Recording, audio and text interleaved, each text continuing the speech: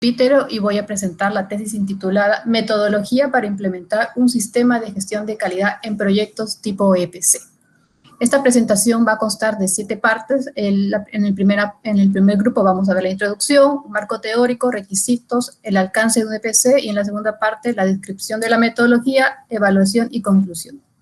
En la primera parte de la introducción es importante comentar un poco la evolución histórica de las certificaciones en el Perú. En los 90 se introdujo una serie de normas que tenían como fin atraer la inversión extranjera y el comercio internacional. Sin embargo, al no tener establecido los mínimos de calidad, el Perú había enfrentado problemas de informalidad y productos de baja calidad.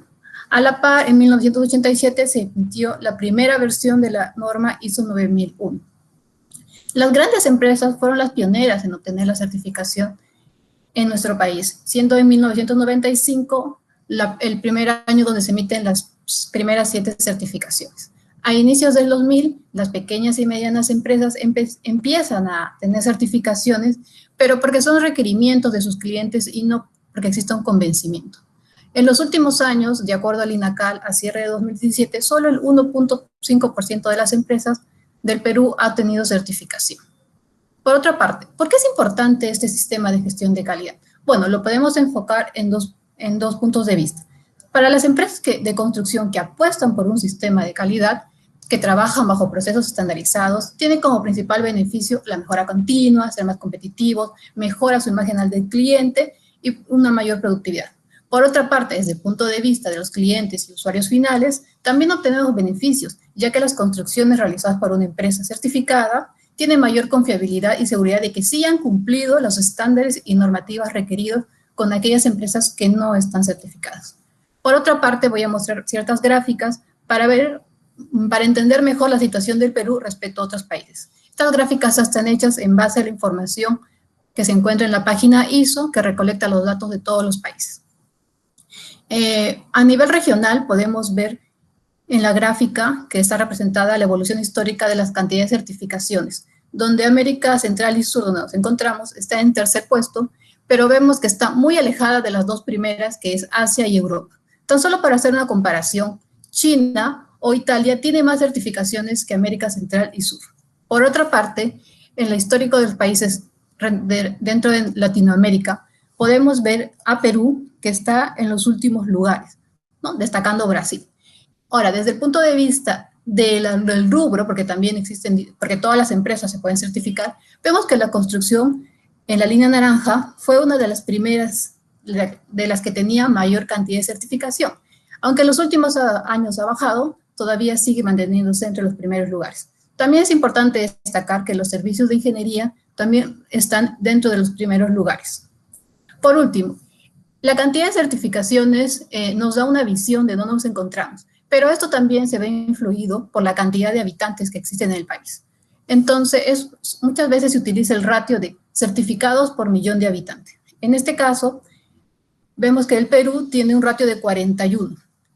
En la gráfica podíamos ver que nosotros estábamos mejor que Uruguay, pero si vemos, Uruguay tiene 300 certificaciones por millón de habitantes. Lo que podemos ver es que en Latinoamérica, los países que destacan son Uruguay, Chile, Argentina y Colombia, ¿no? Entonces, realmente el Perú somos uno de los países que más baja certificación tenemos. Asimismo, cabe destacar que de las 1.350 certificaciones a cierre del 2018, el 10% pertenecen al área de construcción. Bueno, una vez que ya entendimos la problemática de las certificaciones y cómo se encuentra el Perú, la finalidad de elaboración de esta tesis es aportar con literatura y herramientas para iniciar el proceso de implementación de un sistema de gestión de calidad en los proyectos.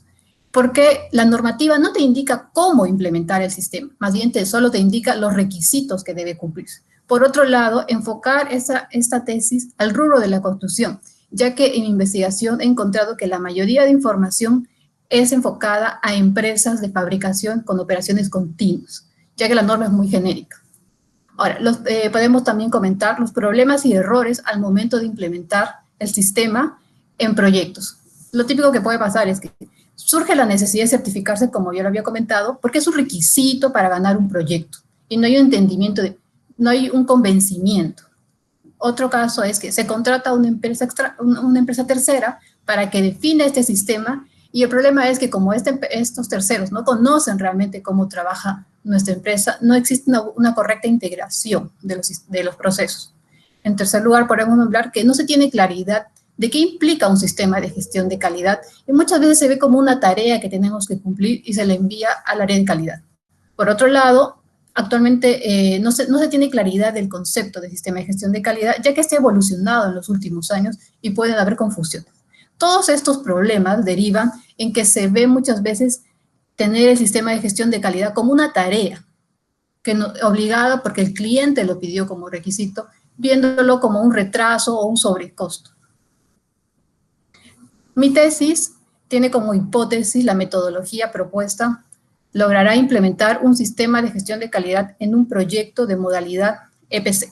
Objetivo general, elaborar una metodología para implementar un sistema de gestión de calidad mediante un conjunto de lineamientos que cumplan los requisitos de la norma ISO 9000. En los objetivos específicos, son 4, realizar un levantamiento general de los procesos de un proyecto EPC, generar una matriz de documentos mínimos, validar la metodología del sistema de gestión de calidad y definir los puntos claves para obtener la certificación. También es importante resaltar que los límites de esta presente tesis esta tesis está enfocada a implementar el sistema de gestión. Y no hablo mucho de la etapa de mejora, que es una segunda fase luego que ya está implementado el sistema de gestión. En segundo lugar, esta tesis está enfocada solo al sistema de gestión de calidad y no habla de integraciones con otros sistemas, que es muy común en nuestro rubro, como con medio ambiente o seguridad. Porque para hacer un sistema integrado se necesitaría trabajo en conjunto con otras especialidades. Una Sí. primera pregunta, señorita Cindy, para de repente ir avanzando con las preguntas también. Sí.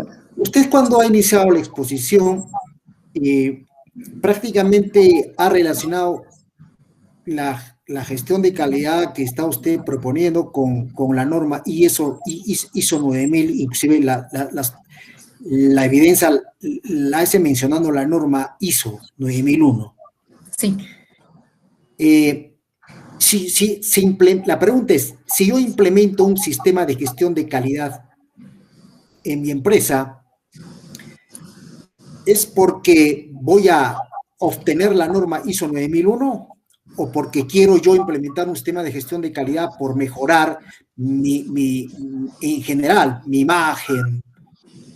¿Por qué lo relaciona a que un sistema de gestión de calidad es norma ISO 9001? Así, bueno, de frente. Ok, eso lo voy a explicar en el siguiente capítulo, pero de adelanto. Lo relaciono porque los requisitos que definen un sistema de gestión de calidad para ser reconocido es la norma ISO 9001. Esa es la norma que te dicta qué debe contener tu sistema de gestión de calidad, te da los requisitos.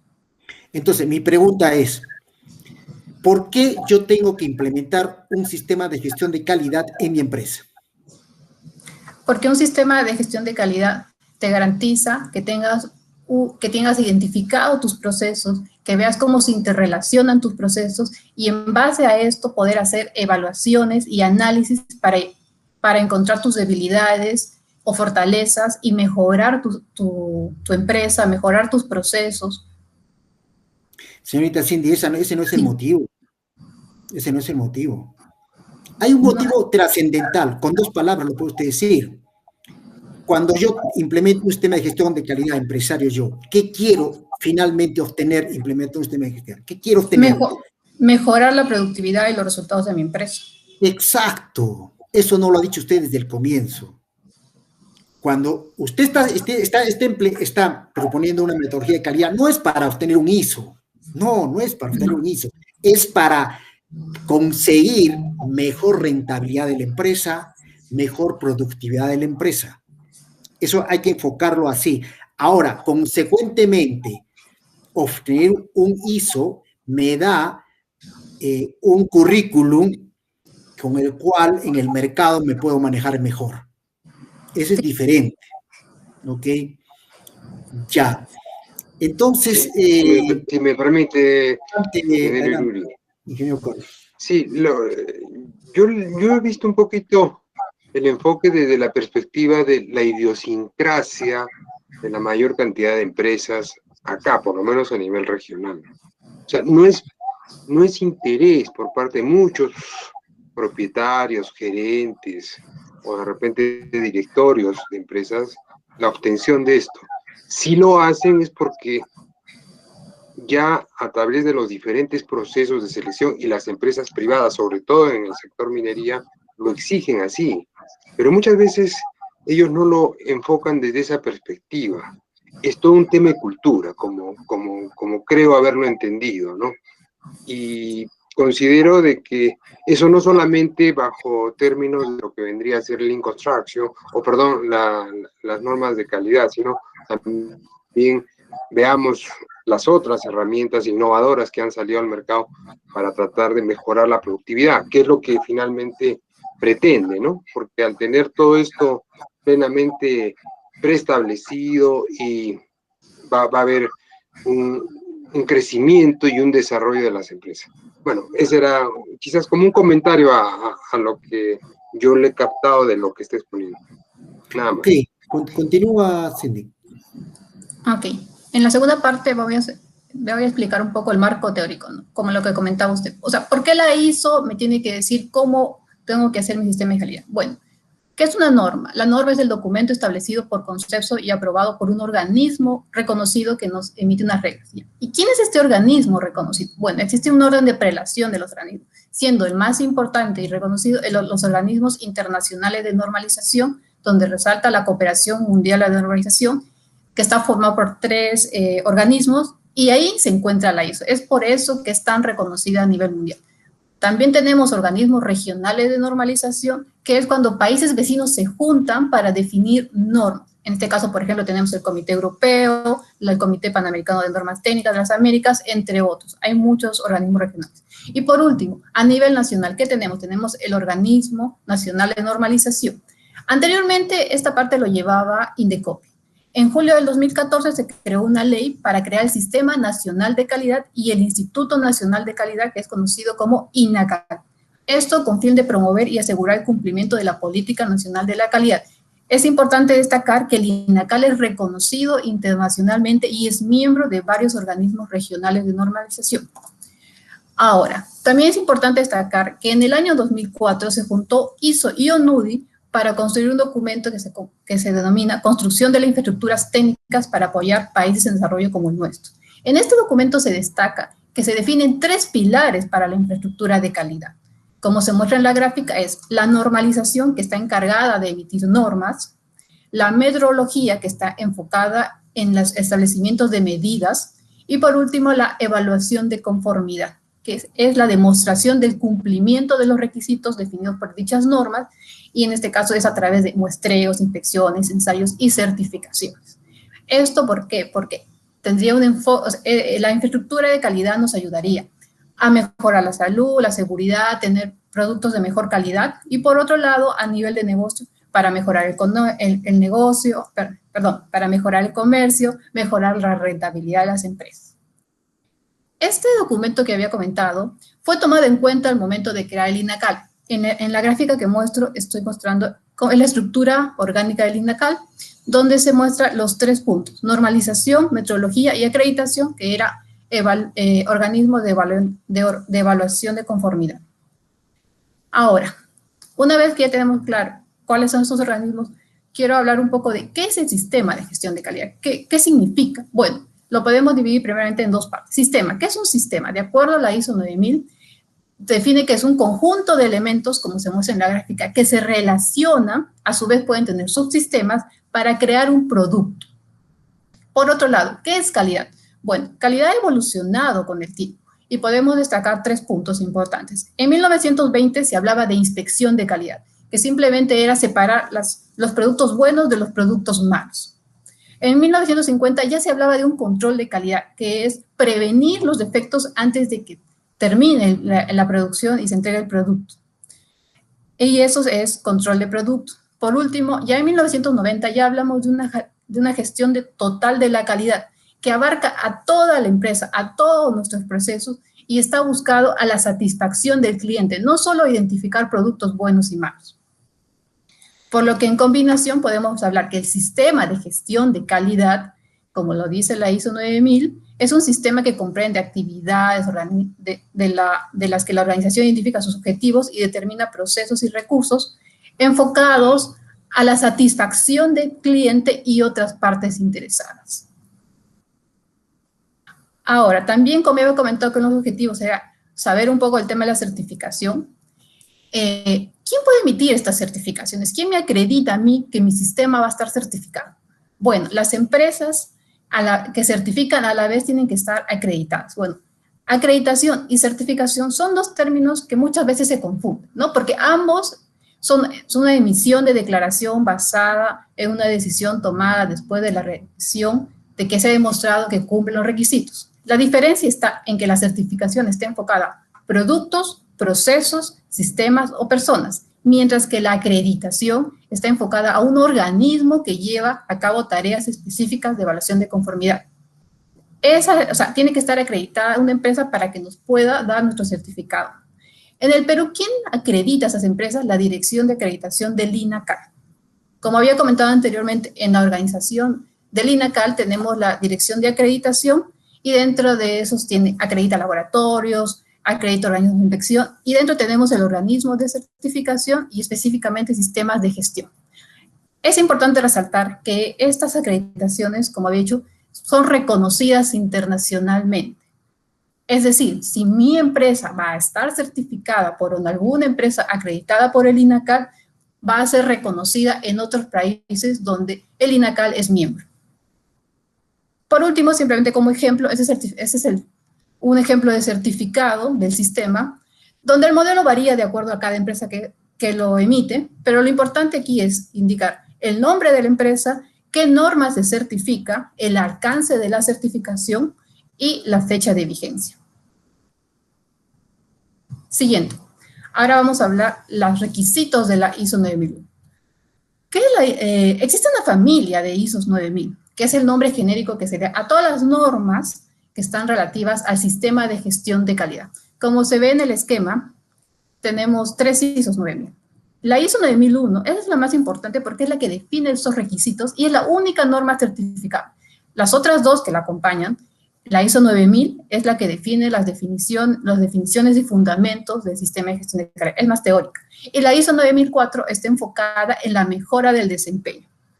Por último, para acompañar estas ISOs, también tenemos la ISO 19000, que nos dice las directrices para auditoría, ya sea una auditoría interna por parte del cliente o una auditoría para certificados. También es importante resaltar la ISO 10013 porque nos da directrices para la documentación, que es uno de los puntos claves dentro de un sistema de gestión de calidad. Es importante resaltar que los beneficios que indica la norma ISO es capacidad de proporcionar regularmente productos y servicios que satisfagan al cliente, facilitar oportunidades de aumentar la satisfacción del cliente, abordar riesgos y oportunidades y sobre todo demostrar la conformidad con los requisitos especificados. Bueno, para hablar específicamente de la ISO 9001, nada más algo corto, como indiqué, esta norma certifica procesos, no certifica productos ni servicios. Estos requisitos que da esta norma son complementarios a los requisitos de los productos y servicios. Todos los requisitos que indica la norma son aplicables a todo tipo de empresa, no importa su tamaño o los productos suministrados. La norma está dividida en 10 partes, como indica el gráfico azul. Los primeros puntos están enfocados en las definiciones, los objetos, los términos, es más teórico. Y en la segunda parte, del 4 al 10, nos define los requisitos que debemos cumplir. Asimismo, es muy conocido que la ISO está enfocada a los procesos, trabaja con el ciclo PHVA y, sobre todo, en pensamiento basado en riesgos. Los requisitos del 4 al 10, simplemente para nombrarlos muy rápidamente, tenemos el contexto de la organización, que habla de comprender nuestra organización, de ver sus productos, las necesidades y expectativas. En segundo parte, hace mucho hincapié en el liderazgo y compromiso de la alta dirección. Luego habla de la planificación, que debemos abordar los riesgos y oportunidades. Tenemos que tener objetivos, planificar nuestros cambios. También habla del apoyo de los recursos. Ojo que en recursos no solo hablamos de personas, también hablamos de herramientas, equipos, infraestructura.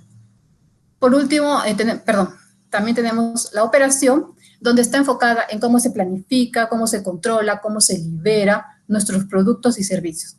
Y por último, tenemos la evaluación de desempeño, que hace seguimiento y análisis de evaluación, auditorías internas, y la mejora, que está enfocada en las no conformidades, acción correctiva y mejora continua.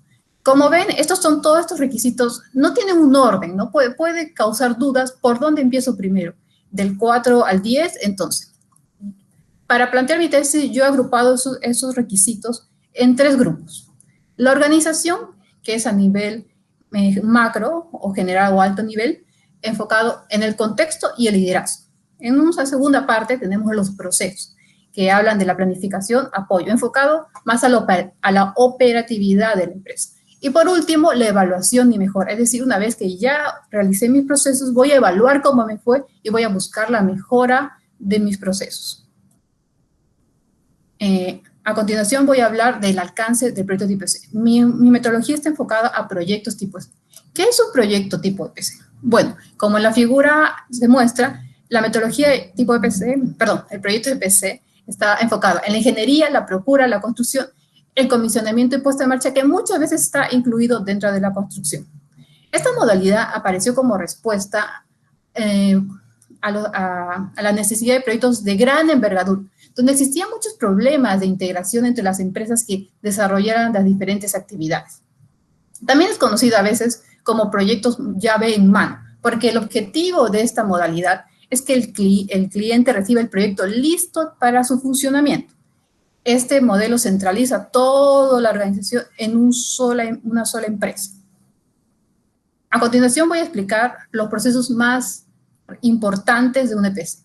Tenemos la etapa de ingeniería, que es enfocada a realizar el diseño, y a su vez, esta normalmente, o en mi experiencia he visto que se divide en ingeniería básica, detalle y acompañamiento.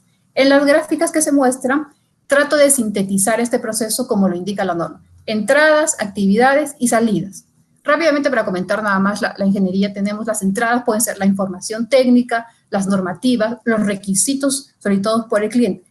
¿Cuáles son las actividades en el diseño? Bueno, hay que proponer ideas, hay que hacer los cálculos, hay que dibujar planos, hay que hacer los cálculos de mediciones, hay que definir especificaciones. ¿Y cuáles serían las salidas de este proceso? La memoria descriptiva, el plano, las mediciones, las especificaciones. Siguiente, la etapa de procura. En la etapa de procura, también conocida, es un término realmente en inglés, es conocida como las compras del proyecto, ¿no? Normalmente esta etapa podemos dividirla en 3 subetapas: licitaciones y cierres de contrato, seguimiento del proceso de compras, también conocido como expeditación, y el transporte, almacenaje, hasta que llegue a obra. Y en las gráficas también se identifica la entrada, actividades y salidas para la etapa de licitación, expeditación y transporte. Luego, en la etapa de construcción, también tenemos muchos procesos que normalmente se dividen por especialidades. En la gráfica que muestro, simplemente es un proceso muy macro, que la idea es entender cómo funciona este proceso de construcción. Que las entradas serían la ingeniería, que serían nuestros planos, las especificaciones, las normativas, el plan de inspecciones. Las actividades es planificar, revisar los planos, verificar que tenemos todos los materiales, realizar el procedimiento y desarrollar propiamente las actividades. Nos dan como salida el producto terminado y los planos de reglamento. También la etapa de comisionamiento y puesta en marcha, que es ya la etapa, una vez que ya se terminó la construcción y ya tenemos la ingeniería, empezar a arrancar nuestro sistema y poner en marcha. Normalmente se dividen. Diseño del proceso de comisionamiento. Hay que diseñar cómo vamos a empezar a comisionar, cómo vamos a comisionar, en qué sistemas los vamos a dividir. Luego, el comisionamiento mismo, la puesta en marcha y las pruebas de rendimiento del sistema. Estas etapas que yo a ver, un favor, señorita Cindy, ¿qué significa comisionamiento? Comisionamiento es empezar a activar los equipos. Por ejemplo, en una bomba, yo ya tengo instalada la bomba, eso me dejó construcción. Entonces yo tengo que prender la bomba, tengo que ver si el giro de la bomba es correcto, si tiene problemas con la parte eléctrica, ver la integración de esa bomba. Eso es comisionamiento de un equipo. Y luego hago del sistema de bombeo. Y así voy comisionando. Ya, sí a usted. Ok, todas esas etapas que he comentado no tienen una relación fin-comienzo. Normalmente en un proyecto siempre estamos apurados, entonces estas actividades se traslapan, ¿no? La idea de este esquema, que es muy genérico, es tener ese enfoque, ¿no? Verlo como procesos. Por ejemplo, la ingeniería básica, detalle que comenté, una vez que tenemos la ingeniería de detalle, ya podemos empezar a arrancar buscando nuestros proveedores, definiendo nuestros contratos, haciendo el seguimiento de compras. Por otro lado, ya podemos empezar a planear nuestra construcción, realizar las actividades de construcción y a su vez controlar, nuestros procesos. Por último, el diseñamiento y comisionamiento. Una vez que diseñamos el comisionamiento, empezamos a dividir cómo vamos a comisionar nuestro proyecto. Ya hemos probado que todo funciona, que todo está correcto. Empezamos con la puesta en marcha. Una vez que tenemos la puesta en marcha, por dar un ejemplo, es como cuando yo me compro, es como cuando tengo un carro. Yo ya lo prendí y sé que funciona mi carro. Luego que ya sé que está correctamente, hago las pruebas de sistema. Es decir, evalúo cuál es la velocidad máxima que puede tener mi carro, cuál es la velocidad que se demora en acelerar. Esas son las pruebas del sistema, porque recordemos que el cliente nos ha definido ciertos requisitos de cómo quiere que entregue su sistema, más allá de definir de qué ancho quiere la columna, de cuál es la calidad del material, ¿no? Ellos generalmente te piden, quiero que mi planta de agua me produzca 3.5 metros cúbicos por segundo. Y eso es lo que realmente se verifica en un EPC al final para que realmente nos reciban el proyecto. Ahora, voy a empezar a describir la metodología. La metodología que yo he hecho en esta tesis está enfocada en 5 etapas. La primera etapa es la adjudicación del contrato, que es identificar, decir ya empezamos con el proyecto. La segunda etapa es planeamiento y alineamiento. Es más enfocado a qué estrategia voy a utilizar, cuáles son los objetivos de mi implementación. La tercera etapa, que es el diseño, ya es desarrollar mis procesos, documentar mis procedimientos. La cuarta etapa está enfocada a la operación, que ya es ejecutar mis procesos y empezar a controlar empezar a hacer los controles a mis procesos. Y por último, tenemos la etapa de cierre y entrega, porque recordemos que los proyectos tienen un final, no como las operaciones continuas que no tienen un cierre. En la etapa 1, simplemente para comentar que esto normalmente inicia cuando nos firman el contrato y se da la formalidad, ¿no? Por eso es importante. Formalmente se crea el proyecto, se define al equipo del trabajo del proyecto, y esto puede ser a través de un acta, y luego normalmente existe una reunión de transferencia donde el equipo de oferta nos indica todos los requisitos, todos los documentos que se hizo en ese proceso de licitación. En la segunda etapa, planeamiento y alineamiento. ¿Cuál es el propósito de esta etapa? Bueno, es planear y definir la estrategia de implementación, definir los conceptos clave del sistema de gestión de calidad. Esto nos va a responder cuándo se debe hacer, cómo se debe hacer, quién lo va a hacer, cuáles son las prioridades para implementar mi sistema. Este esquema que se muestra aquí lo voy a explicar paso a paso en los siguientes láminas.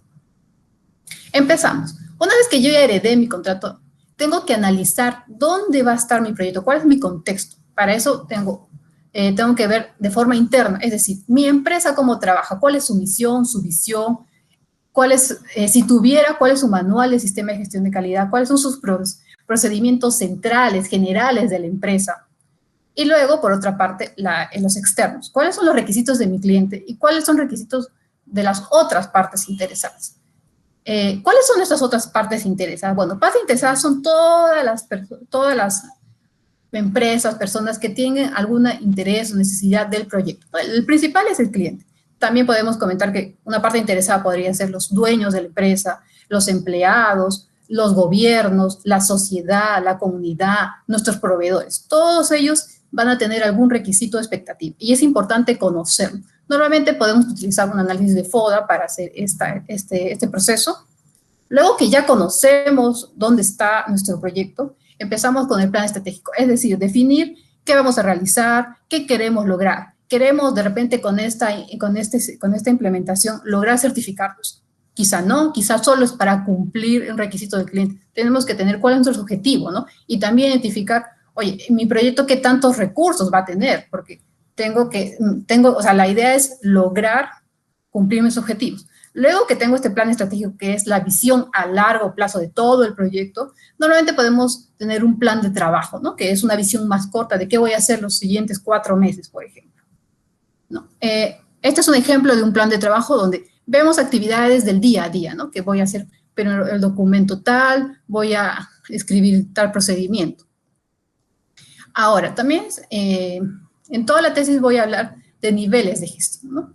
¿Qué son los niveles de gestión? Bueno, los he dividido en 3 etapas, que el nivel estratégico está enfocado más a la visión y el rol del sistema de gestión, que está enfocado con los mapas de procesos y alcance de objetivos. Luego tengo el nivel táctico, que ya es más a la operatividad, es decir, desarrollar los procedimientos. Y por último, el nivel operativo, que ya es redactar el procedimiento en sí. En esta segunda etapa, como había dicho, vamos a definir los conceptos clave del sistema de gestión de calidad. ¿Cuáles son nuestros conceptos claves? Una vez que ya habíamos conocido dónde estamos, vamos a definir cuáles son los procesos críticos o importantes de nuestro proyecto. Ya no como empresas, no, nuestro proyecto. La norma hace mucho enfoque a los procesos. Es por eso que este mapa de procesos nos va a dar una visión general de los procesos más importantes. Estos diagramas normalmente pueden hacerse a través, hay diferentes metodologías, CISPOS, Cistegrama, Tortuga, etc., ¿no? Estos son unos ejemplos nada más. En la parte superior podemos ver el mapa de procesos del proyecto total. Esto realmente varía dependiendo qué importancia le dan a los procesos, ¿no? Tenemos los procesos centrales, que fue el diseño, la procura y la construcción, procesos estratégicos, la planificación, calidad, pero podrían considerar que de repente la seguridad no es algo estratégico, ¿no? Es un proceso de soporte, eso depende de cada empresa.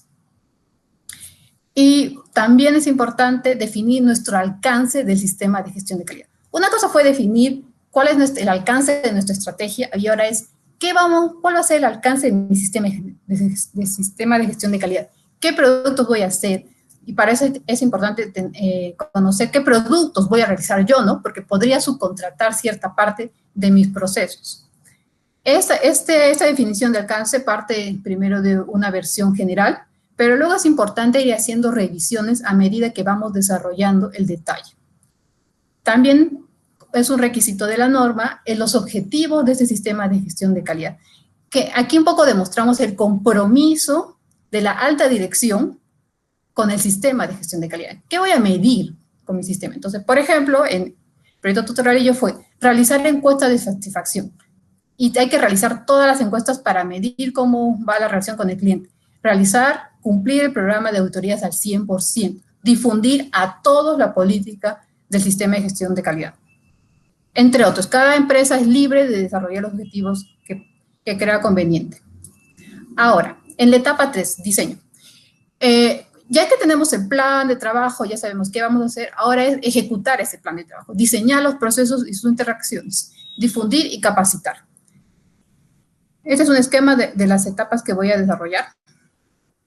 Ok, luego que ya tenía el propósito del proyecto, ya tengo mis objetivos y mis políticas, que fue en la etapa 2 que los vimos, ahora voy al nivel táctico, que es determinar los procesos, definir la documentación y por último el nivel operativo, que ya es diseñar el proceso en sí. Ya definí el mapa de procesos, ¿no? Pero era una visión a alto nivel, muy genérica. Ahora tengo que identificar los procesos a nivel detallado. ¿Qué procesos voy a hacer? Voy a diseñar, voy a hacer obras civiles, voy a montar estructuras, voy a administrar subcontratos. ¿Cuál es lo que realmente voy a hacer? Segundo lugar, estos procesos, ¿cómo se van a interrelacionar? Que esto es lo que había comentado en la etapa del EPC, ¿no? Los procesos no van inicio, fin, muchas veces se interrelacionan. Eso tengo que identificar en mi proyecto cómo va a funcionar. Y luego que tengo eso, tengo que definir cómo voy a documentar todos estos procesos. Por ejemplo, en ingeniería, ¿voy a hacer un solo procedimiento para toda la ingeniería o voy a hacer un procedimiento para la ingeniería básica, para la ingeniería de detalle, para la ingeniería de acompañamiento? Tengo que definir cómo voy a documentar. Todas estas cosas que ya definí, que ya tengo claro, se redacta o se ponen en el plan de calidad. ¿Qué es el plan de calidad? Bueno, es el principal documento del sistema de gestión de calidad en el proyecto, porque su objetivo es exponer y describir cómo se va a aplicar este sistema de gestión de calidad. El plan de calidad debe proporcionar una descripción, que por lo menos debe tener la política, misión y visión que ya me entregó la organización, el alcance que ya había definido en la etapa 2, el mapa de procesos que también había definido en la etapa 2, el listado de documentos que comenté anteriormente, definir cómo voy a comunicar mi política, mis procedimientos y proporcionar las bases documentales, porque en base a este plan de calidad, este documento, es donde nos van a auditar. Asimismo, también es importante nada más tener en cuenta que al escribir este plan de calidad, tenemos que equilibrar las necesidades de calidad con los problemas del proyecto, ¿no? No podemos poner demasiados controles que a la larga no los vamos a cumplir y va a crear burocracia en el proyecto. La descripción del plan de calidad generalmente se recomienda que sea de acuerdo a la secuencia de los procesos de la norma. Como había comentado al inicio, la norma tiene 10 puntos y a partir del 4º al 10º nos define esos requisitos. Estos requisitos, como había comentado, para mí yo los clasifico en 3 partes. El 4 y 5 es alineamiento con la organización. ¿Cómo funciona mi empresa? ¿Cómo espera que funcione mi proyecto? Del 6 al 8 es la definición de mis procesos, mi mapa de procesos, mi listado de procedimientos y definición de mis recursos. Por último, la evaluación. ¿Cómo voy a evaluar? ¿Cuáles van a ser mis indicadores en mi proyecto? ¿Y cómo voy a abordar la mejora continua? Una vez que yo tengo definido todos estos puntos, redacto el plan, lo revisa o aprueba quizá el gerente de proyecto o quien se defina dentro de la organización, y hay que distribuirlo y comunicarlo. Este es un ejemplo de índice del plan de calidad de Proyecto Tutoralillo. Como vimos al inicio, definimos los objetivos, el alcance, la política, los requisitos, la realización del producto, que es definir qué procedimientos voy a utilizar, la mejora continua. Ok, una vez que está definido el plan de calidad, a la par, puedo ir empezando a diseñar mis procesos, ¿no? Porque, ojo que son varias personas que se involucran para desarrollar este procedimiento, este sistema de gestión de calidad. No es que una sola persona redacta todo.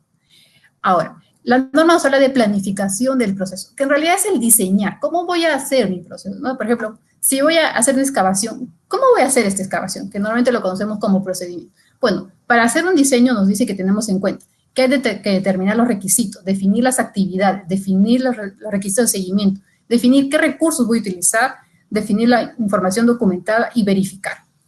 Todos estos requisitos quizá pueden confundir un poco. Entonces, lo que yo he tratado de hacer es esquematizarlo en el proceso. Es decir, al momento de la entrada, de empezar, ¿qué recursos tengo que tener? Como le dije, no solo personas. Necesito algún equipo calibrado, algún material específico. Esos son lo que tengo que ver, ese primer control.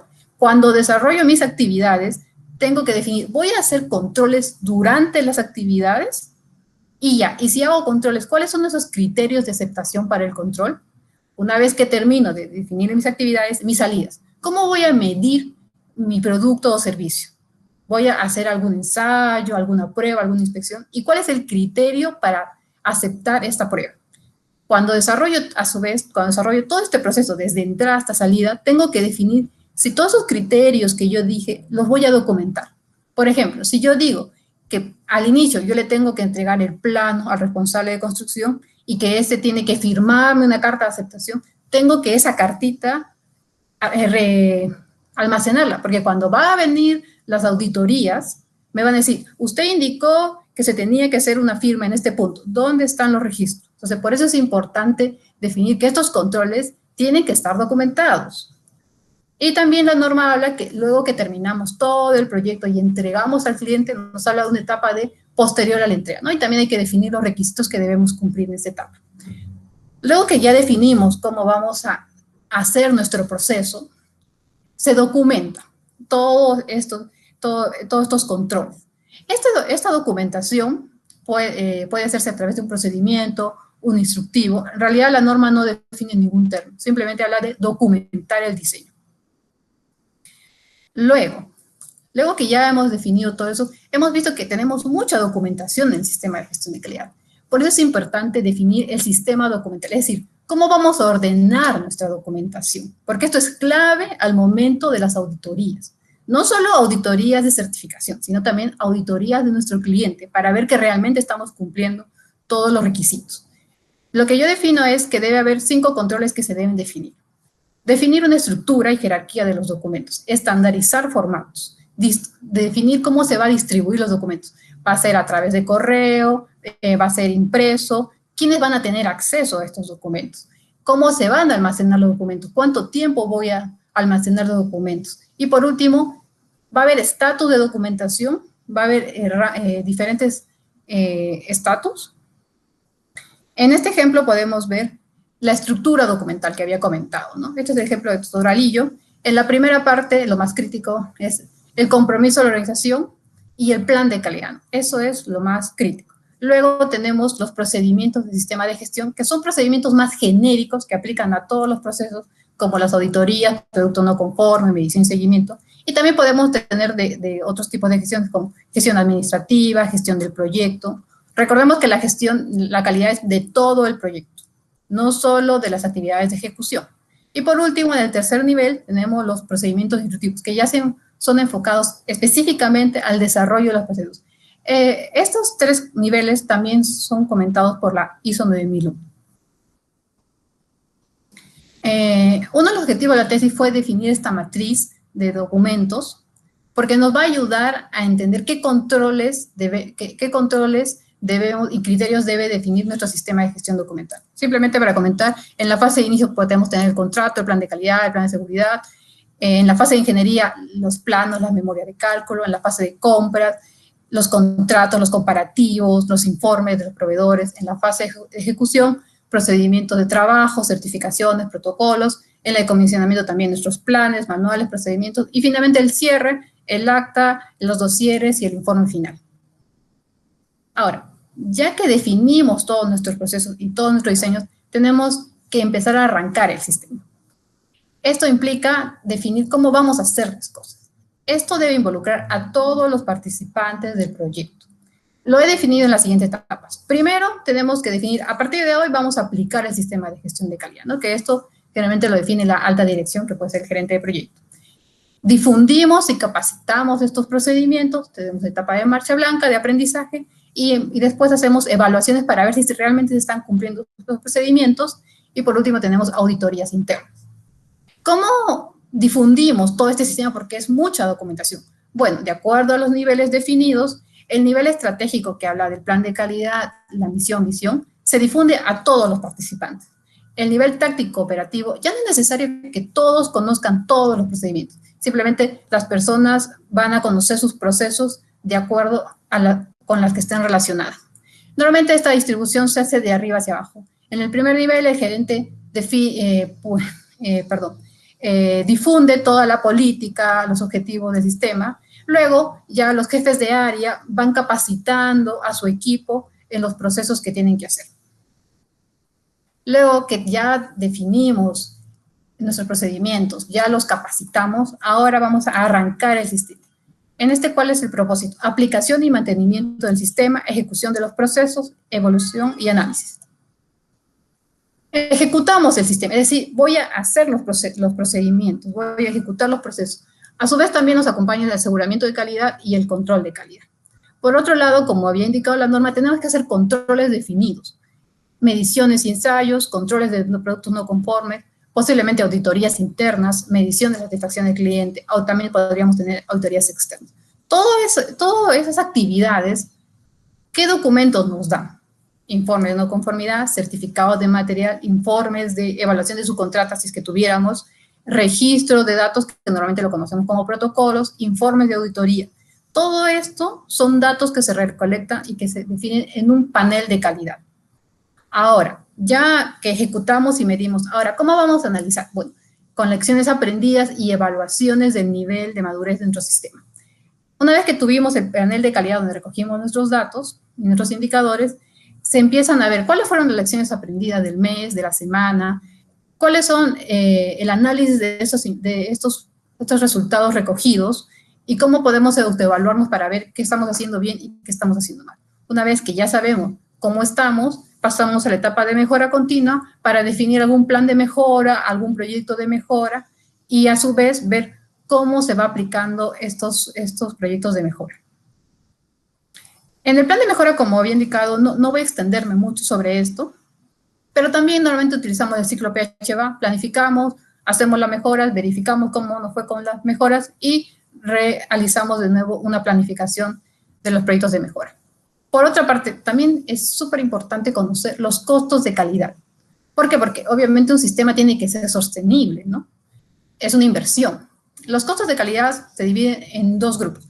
Costos de calidad, que a su vez se dividen en costos de prevención, que son las capacitaciones, por ejemplo, y los costos de evaluación, que podrían ser las inspecciones. Por otro lado, tenemos los costos de no calidad, que son las fallas internas, que son fallas que identifica nuestro equipo. Y las fallas externas son las fallas que identifica nuestro cliente o nuestra supervisión. Cuatro Casas nos indica que existe una tendencia de estos costos, ¿no? En la gráfica podemos ver que a medida que vamos invirtiendo en costos de calidad, que es la naranja, los costos de no calidad se van reduciendo, ¿no?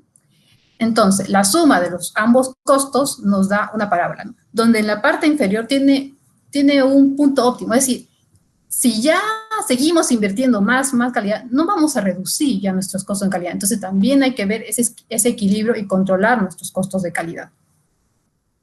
Por último, ya que ya hemos medido, analizado, nuestros proyectos hay que cerrarlos, hay que entregarlos. Entonces, en esta etapa esta etapa es enfocada a planificar cómo voy a cerrar mi proyecto y cómo voy a cumplir. No, una pregunta, señorita Cintia. Sí, dígame. Cindy. El tema del presupuesto, debido al control de la calidad a través de lo que usted acaba de manifestar, ¿no? Que por más que sigamos, ¿quién lo asume? ¿El cliente o lo asume la empresa? La empresa. Porque, ya. ¿Algo más o puedo continuar? La empresa.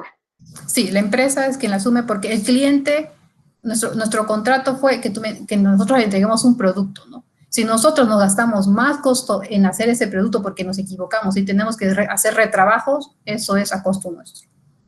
No me refiero a los retrabajos o a las pérdidas producto de trabajos mal hechos, sino a la calidad en sí, ¿no? A la cantidad de ensayos. Porque no es lo mismo tomar 10 ensayos que hacer 100 ensayos, ¿no? Ok. Entonces hay una diferencia. Sí. Sí, perdón que le corte. Normalmente nosotros cuando ofertamos, el cliente ya nos indica qué ensayos debemos cumplir, ¿no? Qué cantidad de ensayos de acuerdo a una normativa. Entonces nosotros cuando presupuestamos y ofertamos, ya vendemos un precio unitario incluyendo los ensayos, ¿no? Y si el cliente no es entendido en ingeniería. O sea, si por A o B el cliente me pidiera algún ensayo extra que no me definió en la etapa de licitación, eso sí sería un costo adicional, ¿no? Pero si de repente, por equivocación mía, yo al ofertar no consideré ese costo de los ensayos, pero sí me lo dijo el cliente, ya es un costo que tiene que asumir la empresa que hace el proyecto. Ok. Lo sigo escuchando. Ok. Por último, el cierre y entrega. Para esto tenemos que tener también un plan de cierre, o sea, cómo vamos a cerrar, qué tareas tenemos que cumplir con el contrato. Yo le divido en tres partes. Caminatas. ¿Qué son las caminatas? Es el recorrido que hacemos con el cliente para verificar el estado de las obras, ¿no? Y en caso se encuentren observaciones, grieta, algún problema con la pintura, estas se listan en un documento que es conocido como punch list, ¿no? Estas caminatas normalmente se planifican por sistemas o por frentes. Luego que tenemos estas caminatas, identificamos estas observaciones, también hacemos el dossier de calidad. ¿Qué es el dossier de calidad? Es el conjunto de documentos que refleja el cumplimiento de todo lo que nos solicitó el cliente. Es decir, la versión final de todo lo que hemos hecho durante el proyecto, nuestra última versión de plan de calidad, nuestros planes de inspecciones, todos los protocolos que ha generado el proyecto, todos los certificados de materiales, los planos ASBIL y manuales. Y por último, el informe de cierre. Esto es más enfocado, esto está enfocado en dos partes. Con el cliente. Tenemos el cierre del contrato, que ya está enfocado con los términos contractuales. Normalmente se habla de una acta de aprobación del test performance, una acta de entrega de documentación final, una acta de recepción profesional. Estos términos varían en función de cada contrato. También tenemos un informe final, interno. Es decir, cuando cerramos nuestro proyecto, tenemos que entregar a nuestra empresa cómo nos fue con el proyecto, recopilar toda nuestra información, decir cuáles fueron las cosas buenas, las cosas malas, dar algún aporte que se hizo en el proyecto, para que en función de esto se busque la mejora continua en la empresa para que el siguiente proyecto nos salga mejor. Simplemente en esta lámina muestro un ejemplo de cómo fue este cierre en el proyecto Totoralillo, ¿no? Aquí hablamos de un término mecánico, del comisionamiento, de la puesta en marcha. En cada punto teníamos que hacer caminatas. Luego de las pruebas de desempeño entregábamos la carpeta stock. Esto varía, como les indiqué, de acuerdo a cada contrato. Como les mostré, todos estos puntos, este es el esquema de la metodología y todos estos puntos se han ido explicando, ¿no? 5 etapas y la última entrega y cierre. Todas estas etapas que yo he comentado no tienen una relación fin-comienzo, no es que termino de diseñar y opero. Puede ser que a la vez que estoy redactando mis procedimientos, puedo empezar a operar, que normalmente es así, ¿no? Termino de escribir mis procedimientos de obras civiles y empiezo con mis obras civiles, pero a la vez puedo estar escribiendo mis procedimientos de obras mecánicas, ¿no? Y lo mismo, el cierre, no hay que esperar a que se termine toda la construcción. Normalmente es recomendable como al 80% ya empezar a cerrar y ver qué tener y planificar nuestro cierre. Y tan solo comentar aquí el tema de la certificación. ¿Por qué es importante conocer un poquito cómo nos certificamos? Porque como habíamos dicho, los proyectos son la parte importante para certificar una empresa de construcción. Como había dicho, en el Perú, la Dirección de Acreditación INACAL es la que define quiénes son estas empresas que nos pueden certificar. Es importante que primero se haga una autoevaluación para ver que realmente estamos listos, para que venga una empresa a certificarnos, y el proceso va a depender del organismo que elijamos, ¿no? Simplemente, este es un esquema genérico que he encontrado. Elegimos el organismo, nos dice qué requisitos debo cumplir, nos hacen unas auditorías. Si el informe es positivo, nos dan el certificado que vale por 3 años. Si el informe es negativo, nos vuelve a revisar. Este certificado que nos emiten, durante estos 3 años nos hacen visitas de seguimiento. Y al finalizar los 3 años nos hacen una auditoría de recertificación. Todos estos puntos de auditoría, como les había indicado, está en la ISO 10014. Ahora, evaluación y resultados. Como les había indicado, esta metodología se utilizó en el proyecto tipo EPC Totoralillo, y ahora voy a evaluar si realmente se cumplió la implementación del sistema de gestión de calidad. Para eso, la ISO 9004 nos da una herramienta para autoevaluarnos, que está fundamentada en 31 criterios, que son los anexos de la norma. Por cada concepto de esos 31 criterios nos da preguntas. Cada concepto está valorado en 5 niveles y todas las preguntas son aplicadas a todo tipo de empresas, y luego se hace un promedio de todos los conceptos, ¿no? Este es el ejemplo de la evaluación de Totoralillo. Como se dan cuenta, en algunos puntos teníamos 3, 5, 2, va variando. Y este es un ejemplo de cuestionario, ¿no? Son 5 niveles de pregunta y uno va respondiendo si cumple con esos requisitos. Y finalmente se hace un promedio, ¿no? En nuestro caso, la nota fue 2.4 de 5. A su vez, estos 31 criterios los agrupé de acuerdo a los requisitos de la norma. Y en general vemos que en la mayoría tenemos un promedio de 2, resaltando la operación, que ahí sí teníamos 3.2. ¿Esto qué quiere decir? Que nuestro sistema estuvo intermedio. Cumplió, pero no fue el máximo potencial. Conclusiones. Bueno, simplemente es importante comentar, creo que la empresa, ¿cuál fue la empresa que desarrolló este proyecto? ¿No? Bueno, la empresa Vial y Vive es una empresa especialista en construcción y montaje.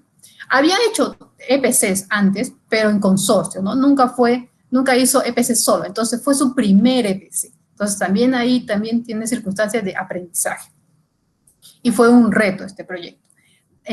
Como sistema de gestión de calidad podemos destacar, cumplió los requisitos porque, bueno, esta empresa estaba certificada y casualmente nos tocó una visita de seguimiento para ver si se mantenía la certificación y no tuvimos ninguna observación importante y se mantuvo la certificación. O sea, ahí nos da una validez de que sí se cumplió los requisitos. En segundo lugar, se cumplió los requisitos del cliente. El cliente nos recibió la obra sin problemas, nos firmó el acta de recepción provisional, entonces también el cliente estuvo satisfecho. En tercer lugar, con la ISO 9004 que comenté, nos pudimos autoevaluar y vemos que tuvimos una nota de 2.4 de 5. Entonces, si vemos las evaluaciones, se cumplió, se implementó el sistema de gestión de calidad. Ahora, es importante ver que también los problemas que tuvo el proyecto, ¿no? Que el plazo era muy ajustado, que hay que cumplir los requisitos del cliente, que era su primer EPC, ¿no? También hay que ver las situaciones de control. Por último, conclusiones y recomendaciones de la tesis. La metodología planteada está orientada a proyectos EPC, como le indico, ¿no? Y tiene como base el cumplimiento de los requisitos de la ISO 9001. También lo podemos utilizar en los proyectos tipo construcción, que solo hacen la parte ejecutiva, pero teniendo en cuenta que las tablas que mostré y los comentarios que he hecho, no hay que considerar la parte de ingeniería y procura.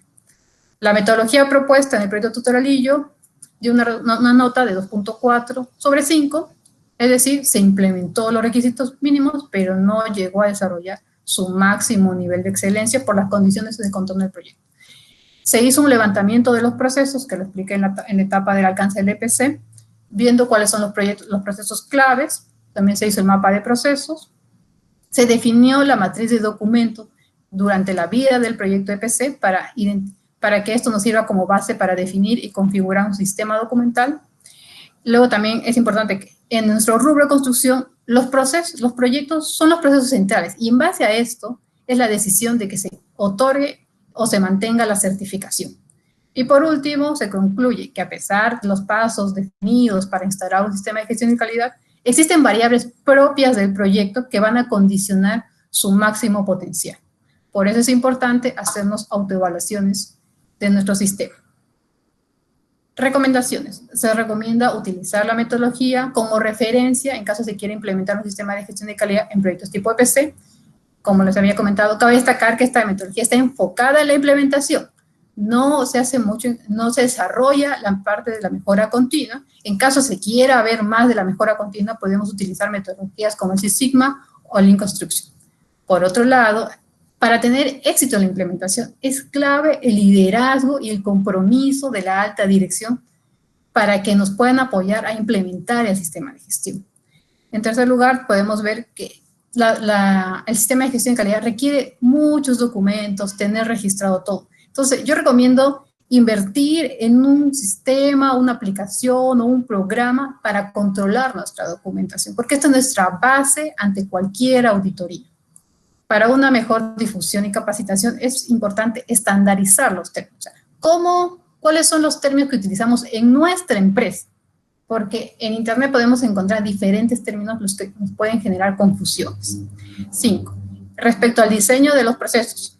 Si yo voy a implementar un sistema de gestión de calidad y de repente tengo dudas de cómo voy a definir mis procesos, no tengo claridad, podemos utilizar la ISO 10006, que está enfocada a proyectos. Nos da una referencia de estos procedimientos, y también podríamos utilizar el PMBOK, que también nos define los procesos para un proyecto.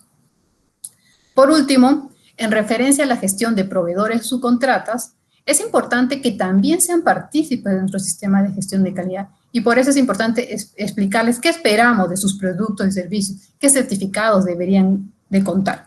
Y al momento de calificar a nuestros proveedores, tener en consideración eso, ¿no? Cómo trabaja y cuáles son el diseño de sus procesos. Por último, para buscar la mejora continua, también podemos, aparte de la ISO 9004, podemos utilizar los métodos definidos, los modelos definidos en los premios de calidad, ¿no? Que ahí nos dan también guías para autoevaluarnos y ver cuáles son nuestros puntos fuertes y nuestras áreas de mejora. Bueno, eso fue toda mi explicación. Gracias por su atención y estoy abierta a sus preguntas. Bien, muchas gracias por la exposición. Vamos a dejar en el uso de la palabra a la ingeniera Eliana Regina Vázquez Tipa. Gracias, ingeniero Iruri. Muy bien, señorita Cindy, felicitaciones por su exposición. Le voy a hacer una pregunta acerca de las herramientas que usted mencionó